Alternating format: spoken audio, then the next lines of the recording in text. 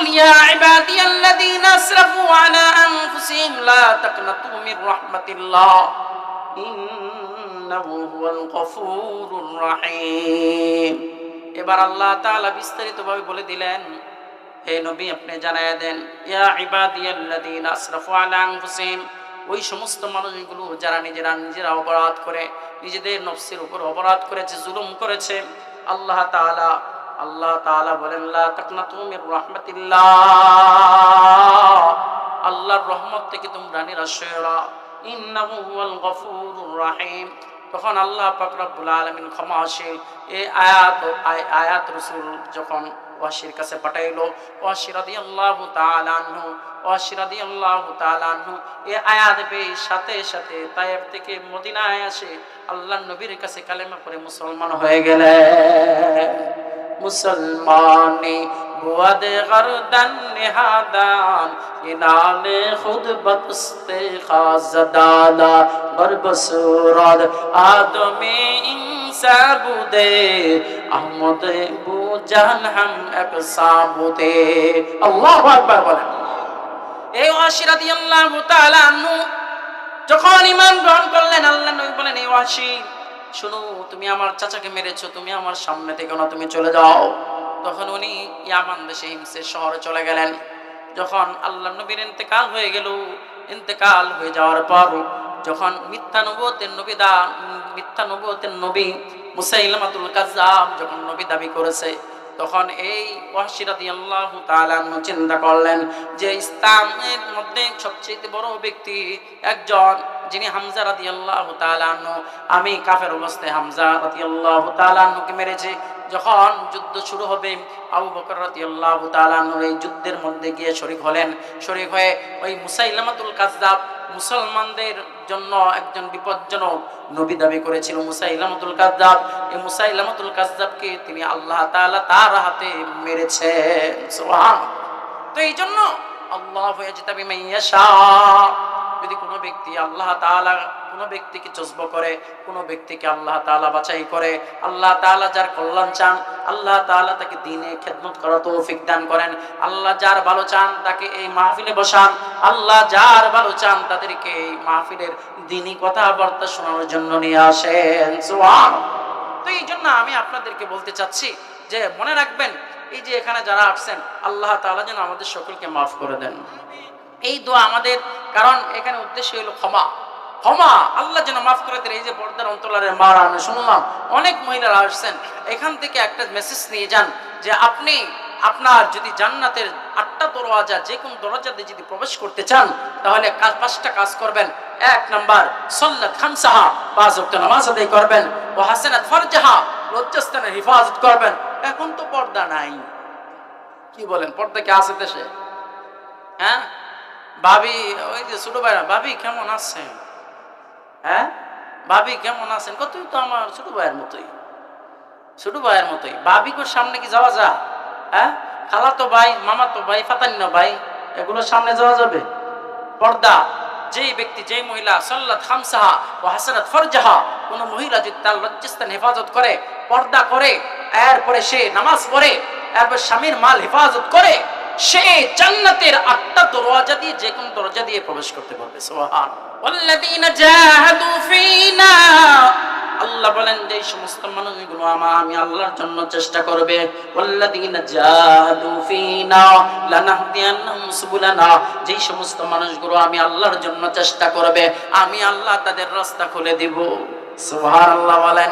হযরত ইউসুফ আলাইহিস সালাতু ওয়াসসালাম চিন্তা করেন যে আমাকে তো বাঁচতে হবে। ইউসুফ আলাইহিস সালাতু ওয়াসসালাম বললেন আল্লাহর নামে, উনি দোয়া, আল্লাহর নামে আসমানের দিকে তাকাইয়া উনি চেষ্টা করলেন যে দেখি দরজা পর্যন্ত যাওয়া যায় কিনা। উনি দৌড় দিয়ে যখন প্রথম দরজার কাছে যায়, আল্লাহু আকবার বলেন, সাথে সাথে টাস টাস করে এক একটা দরজা খুলে আর উনি বের হন। আল্লাহু আকবার বলেন। এভাবে বের হতে হতে 7টা দরওয়াজা যখন অতিক্রম করলেন, জুলাইখা পিছন দিক থেকে দিছে দৌড়। কি ব্যাপার? পিছন দিক থেকে যখন দৌড়ছে জুলাইখা, তখন সামনেই তো জুলাইখার স্বামী উপস্থিত। জুলাইখার স্বামী যখন উপস্থিত, জুলাইখা মহিলা হলো একেবারে হঠাৎ বুদ্ধির মানুষ, তাড়াতাড়ি বুদ্ধি। মহিলা তৎক্ষণাৎ জবাব দেয়, দেখেন ইউসুফ আপনি আমার ঘরে রাখছেন, সে তো আমার সাথে আগাম করতে চাচ্ছিল। নাউজুবিল্লাহ বলে। এখন এই মহিলাদের উপস্থিত বুদ্ধি কেমনে, এটা একটু বললে ভালো হয়। এক বাদশাহ বলতেছে, বলো তো দেখি উপস্থিত বুদ্ধি কাদের বেশি? বলতেছে, এক উজিরে বলতেছে, তার এমপি বলতেছে, হুজুর মহিলা মানুষের। তো কি বলো তুমি, উপস্থিত বুদ্ধি মহিলা মানুষের হতে পারে কিনা? বলে হ্যাঁ হতে পারে। আচ্ছা ঠিক আছে, তুমি এটা কবে দিবা, এই মানে তুমি প্রমাণ দিবা কবে? ঠিক আছে 15 দিন পরে। তো একদিন বাদশাহ দাওয়াত দিছে সব এমপি মন্ত্রীদের। দাওয়াত দেওয়ার পর এখন বাদশার বউয়ে তরকারি বাইরে টেরে দিতেছে। এখন ওই মন্ত্রী এমপি কি করছে, ওই মহিলা যে তরকারি দিচ্ছে তার ওয়াইফ, বাদশার ওয়াইফ, এরে কি করছে, পিছন দিক দিয়ে একটা চিমটি দিয়ে দিচ্ছে। সাথে সাথে ওই মহিলা তো মেরে উঠছে। এখন বাদশাহ আরেক চেয়ার থেকে বলতেছে, ঘটনা কি, তুমি মারলা কেন? না একটু তরকারি গরম তো। তৎক্ষণাৎ বুদ্ধি, আচ্ছা গেল। তখন 15 দিন পরে যখন আসছে, ঘটনা কি, তুমি কি পাইছো? বলে জি হ্যাঁ পাইছি। কি দলিল? আচ্ছা আপনি কি দাওয়াত খাওয়াইছিলেন? জি হ্যাঁ। সেদিন আপনার ওয়াইফ মারছে, একটা আওয়াজ দিছিল? বলে হ্যাঁ। বলে কেন দিছিল? বলছে তরকারি কি হয়েছিল, গরম। আচ্ছা বলেন তো বাদশাহ, যখন তরকারিটা খাওয়াইছিল তখন কি গরম আছিল কিনা? চিন্তা করে দেখলো তো তখন তো তরকারি গরম ছিল না। তো মারলো কেন? আমি চিমটি কাটছিলাম। এখন যদি বলতো যে এমপি চিমটি মারছে, তাহলে সবার সামনে লজ্জিত না? এই জন্য উপস্থিত বুদ্ধি দিয়ে বলছে তরকারি গরম ছিল, লজ্জা মানে ইজ্জত বাঁচানোর জন্য। তখন ওই বাদশা বলে, ঠিকই উজির, তুমি যা বলেছ, মহিলাদেরই উপস্থিত বুদ্ধি বেশি। কি বলেন? আমার শোনেন, আপনারা তো বলতেছেন এনে বসে রয়েছেন, মহিলারা তো ওয়াজ শুনতেছে, মহিলারা বলবে যে হুজুর হাম করে এমন বলতেছেন, সামনে সব আবু বকর বইয়া রয়েছে, বাড়ির দিকে সব আবু জাহেল হয়ে যা। বুঝেন নাই? মানে সামনে সব আবু বকরের মতো ওয়াজ শুনতেছেন, বাড়িতে গিয়ে মহিলাকে লবণ কম হলে একেবারে ফিডন। কি বলেন? তাহলে একটা ঘটনা শুনেন। একজন আল্লাহ ওয়ালা, উনি দারুল দেওবন্দের মধ্যে মাদ্রাসায় পড়ায়। ওনার খুব আগে তো বেশি বেতন ছিল না, অল্প টাকা। উনি আপনার আব্দুল হক রহমতুল্লাহ আলাই, উনি এই ঘটনাটা বলছেন। তো উনি অনেকদিন টাকা জমায়, ইলিশ খাইব মন চাইছে, ইলিশ খাবে। তো 6 টাকা দিয়ে জমায় একটা ইলিশ কিনছে। ইলিশ কেনার পর তখন রান্না করে অনেক দিন 6 মাস অপেক্ষা করে একটা ইলিশ কিনছে। ইলিশ কেনার পর এখন তরকারি রান্না করছে। তো এখন ওয়াইফে এমন লবণ বেশি দিছে। এখন মনে করেন আমরা হইলে 6 মাস পরে কষ্ট করে ইলিশ কিনলাম, তুই লবণ দিয়ে শেষ করছিস, দাঁড়া তোরে আজকে রাখতাছি না। কি বলেন, বলতো কিনা? তো এই মহিলা যখন রান্না করছে, লবণ মুখ দেওয়াই যায় না, উনি না খেয়ে উনি গিয়ে সুন্দর করে শুয়ে পড়ছেন।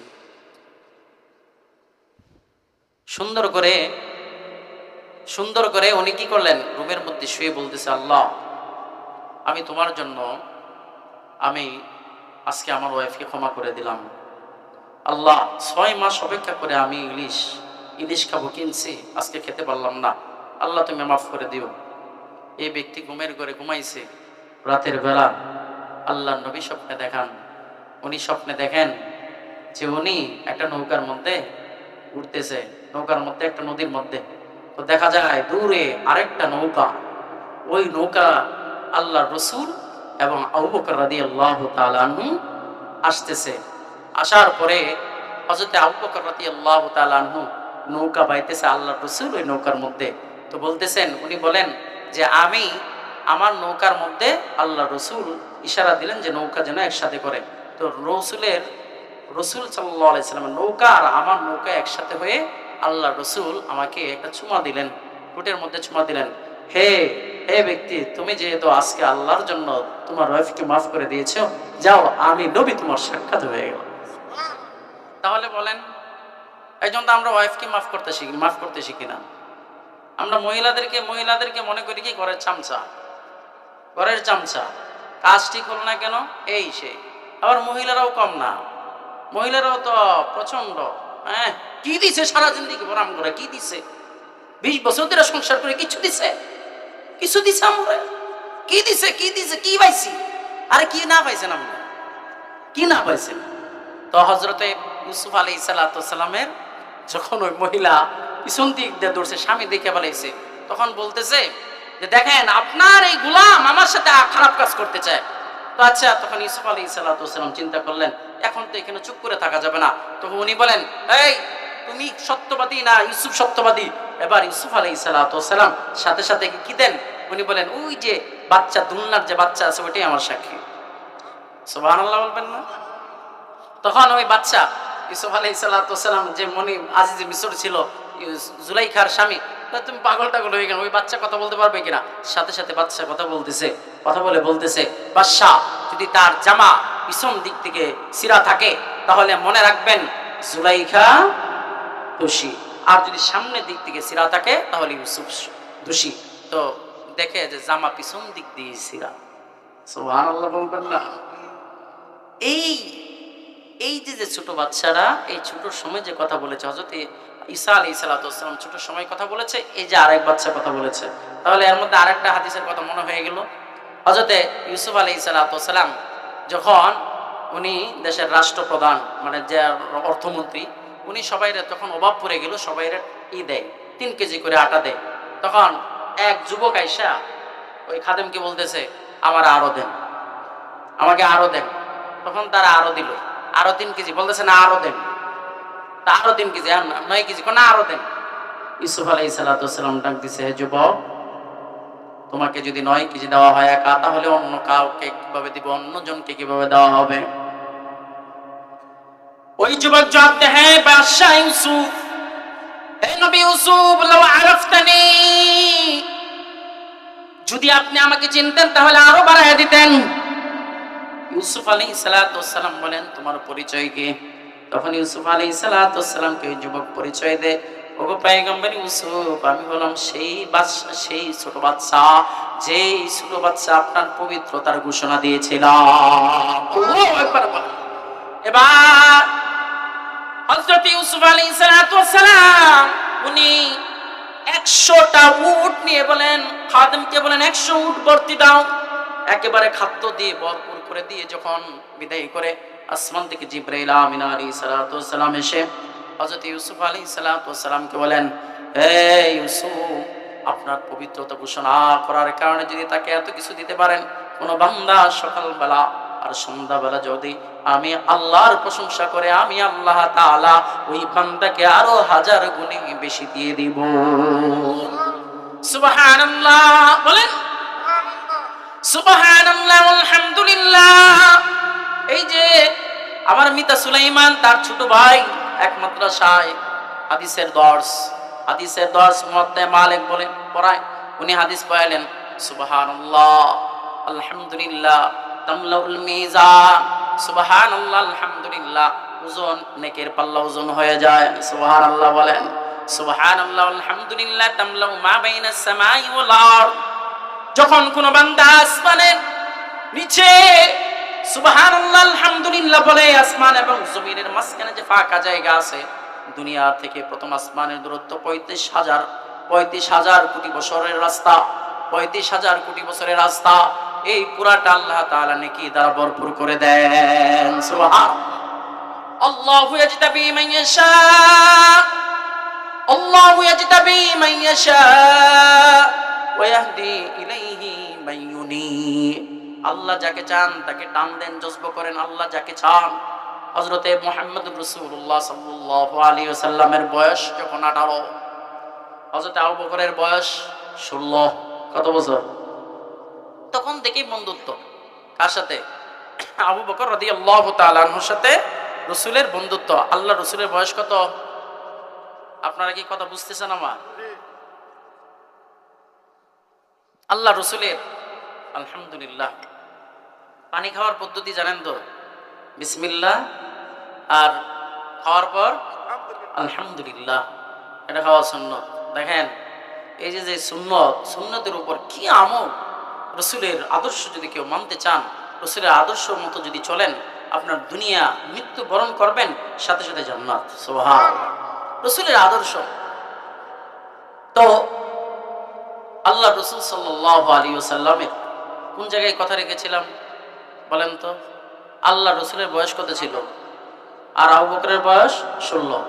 তো এই 16 বছর বয়সে উনি গেছেন শাম দেশে ব্যবসার উদ্দেশ্যে। তো রাসূলুল্লাহ সাল্লাল্লাহু আলাইহি ওয়াসাল্লামের যেদিন নবুয়তি দাবি করলেন, যেদিন ওনার বয়স 40 হলো, আবু বকরের বয়স কত? 38। রসুলের বয়স 40, আবু বকরের 38।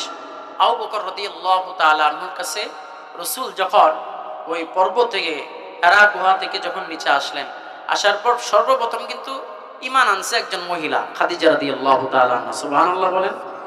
পৃথিবীর মধ্যে রসুলের কাছে সর্বপ্রথম ঈমান আনছে একজন মহিলা, সর্বপ্রথম ঈমান আনছে একজন মহিলা, খাদিজা রাদিয়াল্লাহু তাআলা। এই খাদিজা রাদিয়াল্লাহু তাআলা আনহার পরে আপনার মনে করেন আবু বকর রাদিয়াল্লাহু তাআলা আনহার কাছে গেছে। তো বন্ধু তো আগে থেকেই, আল্লাহু ইয়াজতাবি মান ইয়াশা, আল্লাহ যাকে জজব করেন। তখন বলতেছে যে, হে মুহাম্মদ বন্ধু, তুমি নাকি নবী দাবি করো, তুমি নাকি নবী দাবি করো, তুমি নাকি নবী হয়েছো। মা দলিলু আলা মা তাদঈ, হে মুহাম্মদ তুমি যে নবী দাবি করো, তোমার এটা দলিল কি?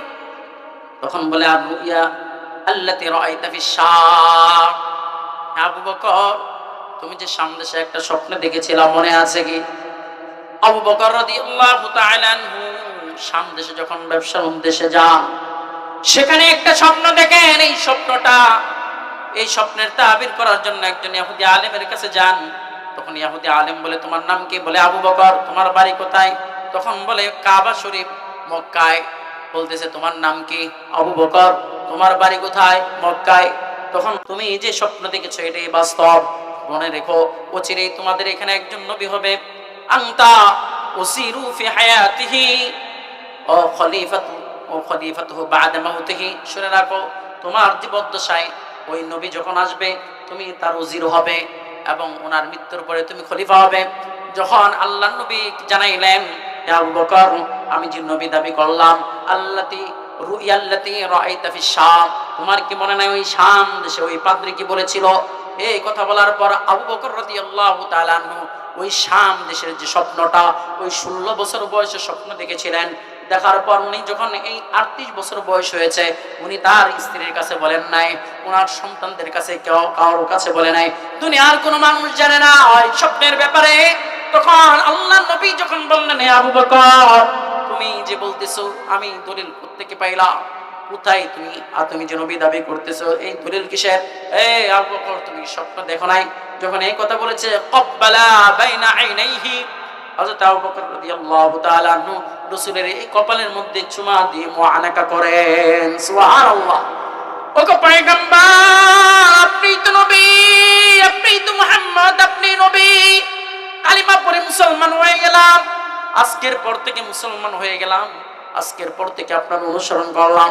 এই জন্য আবু বকর রাদিয়াল্লাহু তাআলা আনহু রাসূলের এমন সাহাবী, যেখান থেকে মৃত্যু, যেখান থেকে মানুষ, মিনহা খলাকনাকুম ওয়া ফিহা নুঈদুকুম ওয়া মিনহা নুখরিজুকুম তারাতান উখরা, মানুষ যেখান থেকে সৃষ্টি হয়েছে ওই জায়গায় দাফন হয়। মিনহা খলাকনাকুম, আমি আপনি মরার পর যেই জায়গায় আমি আপনাকে দাফন করা হয়, মনে রাখবেন ওই জায়গা থেকে আল্লাহ আমাকে বানাইছেন। সুবহান, আপনি যেখানে দাফন হবেন ওই জায়গা থেকে কিন্তু আল্লাহ বানাইছেন। হযরতে মুহাম্মদ রাসূলুল্লাহ সাল্লাল্লাহু আলাইহি সাল্লাম যে দেখা জায়গায় মদিনায় দাফন হয়েছেন, ওই পাশের জায়গা থেকে আবু বকর কি বানাইছেন। সুবহানাল্লাহ বলবেন না? সুবহানাল্লাহ বলবেন না?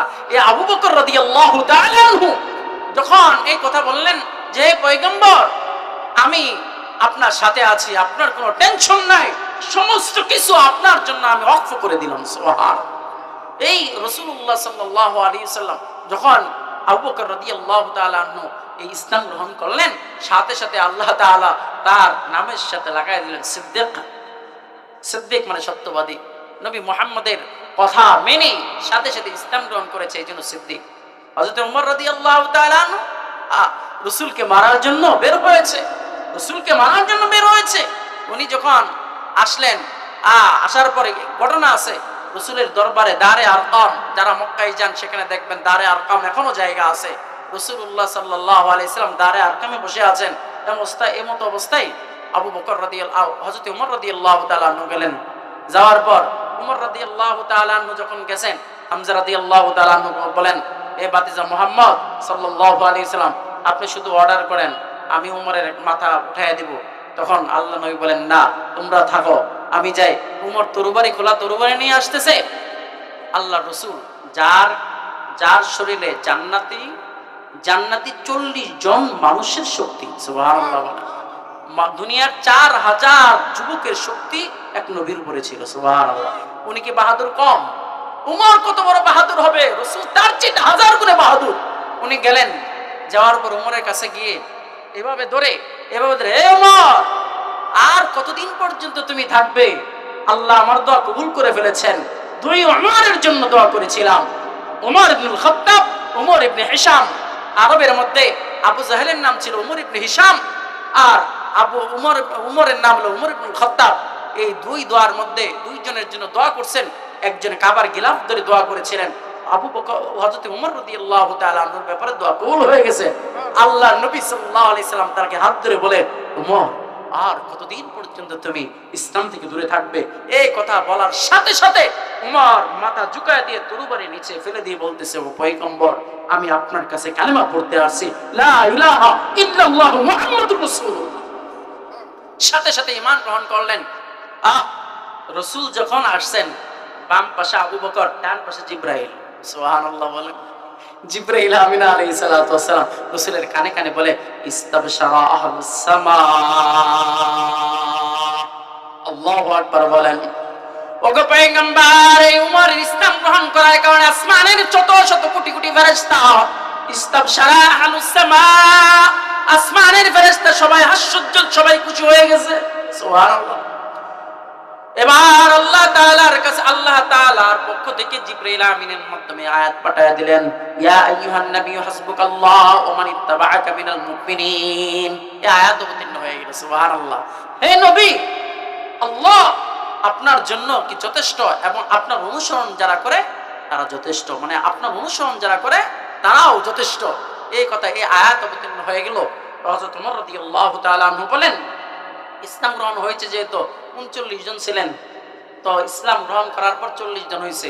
তখন বলতেছে, ওগো পয়গম্বর, এতদিন গোপনে গোপনে দাঁড়ে আর কেমন নামাজ পড়ছি, হতে পারে না, চলেন যায় কাবায় যাব, সেখানে গিয়ে নামাজ পড়বো।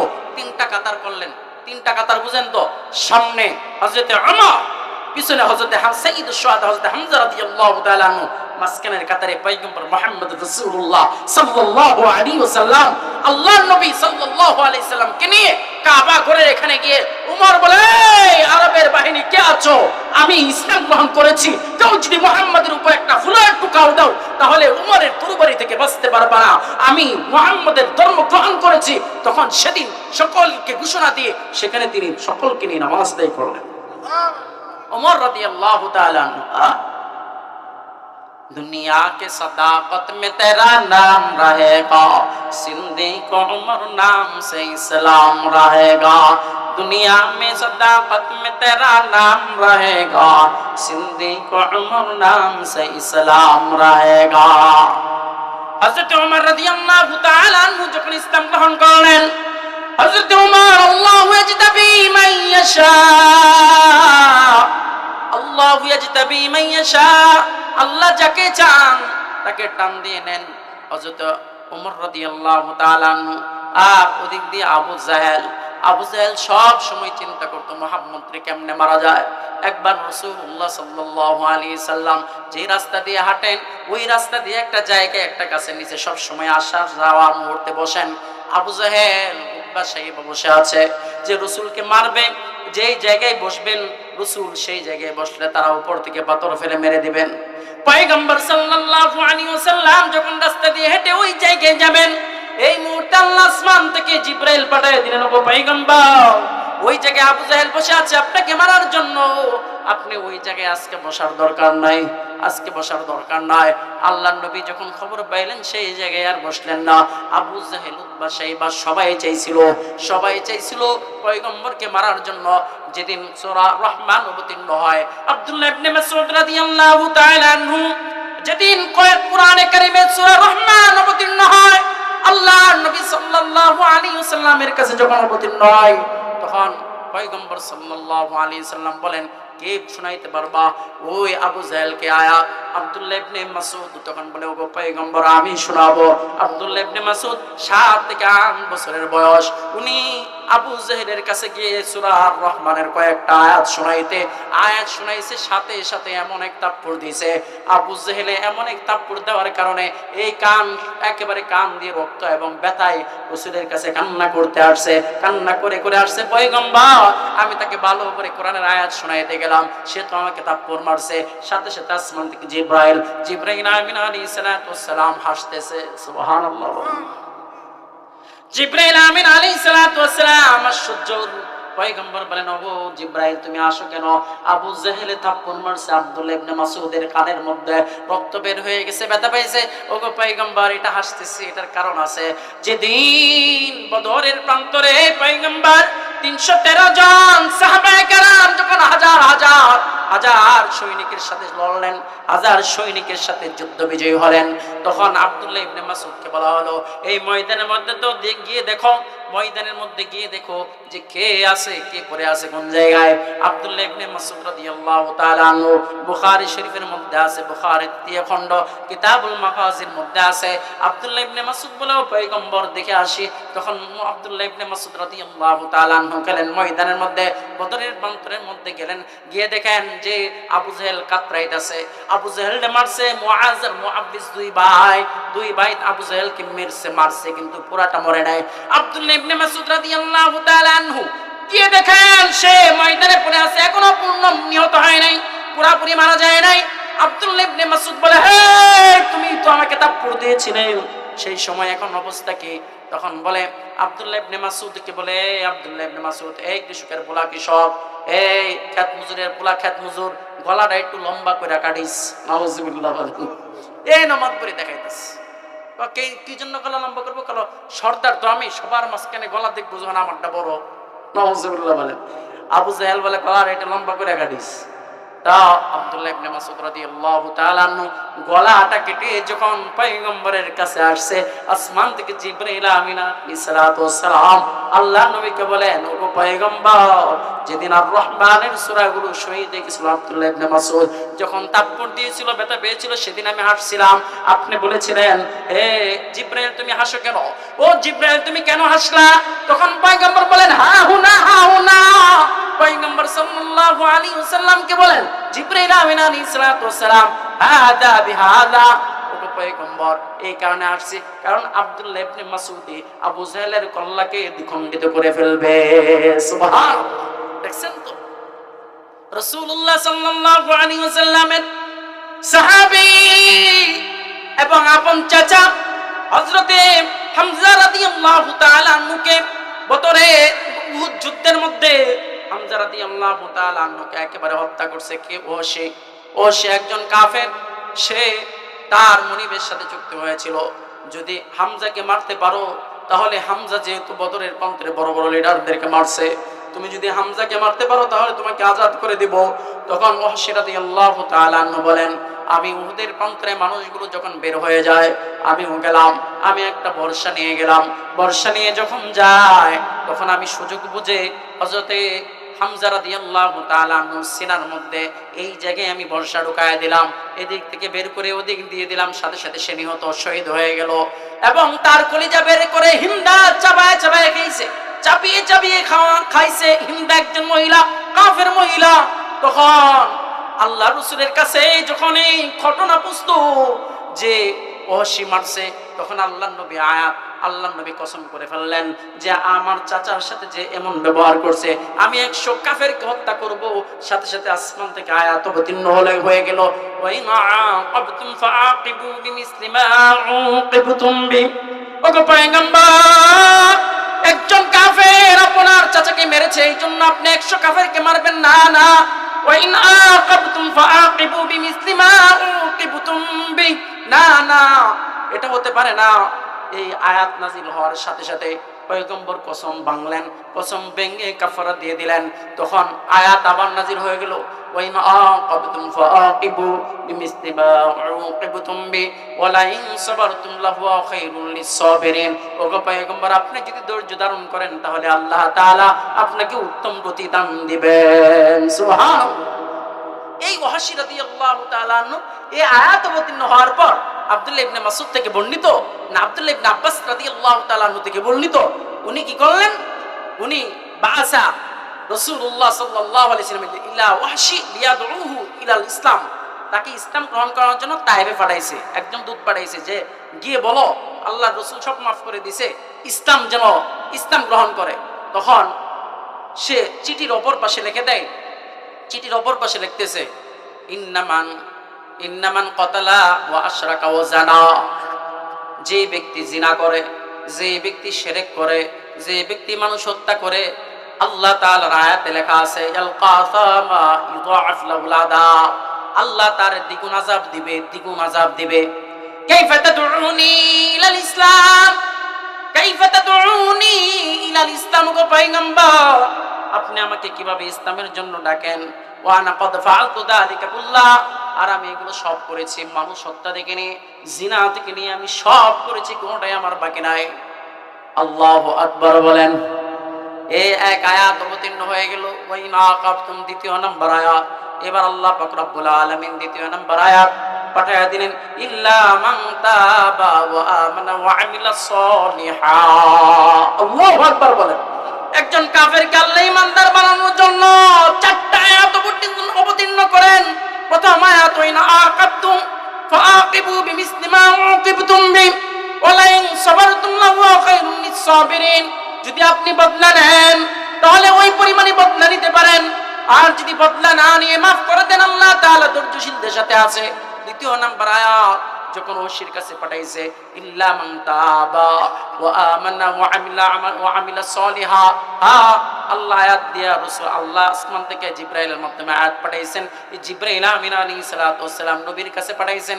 নবী আলাইহিস সালাতু ওয়াস সালাম একজন ব্যক্তির মাধ্যমে পাঠায়া দিলেন ইল্লা মান তাবা, যে ব্যক্তি তওবা করবে, ওয়া আমানা ঈমান আনবে, ওয়া আমালান সলিহা নেক কাজ করবে। এখন এই আয়াত পাওয়ার পর ওহশি বলে আমি এখনো বিশ্বাস করি না, কারণ আল্লাহ তো এটা বলেন আমাকে মাফ করে দিছে।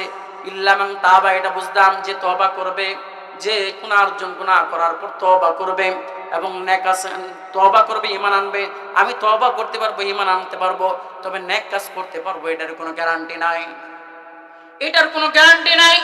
قال وحشي هذا شرط شديد لعل لا اقدر ذلك, ওহশি বলে না না আমার দ্বারা সম্ভব না এই কাজ করার।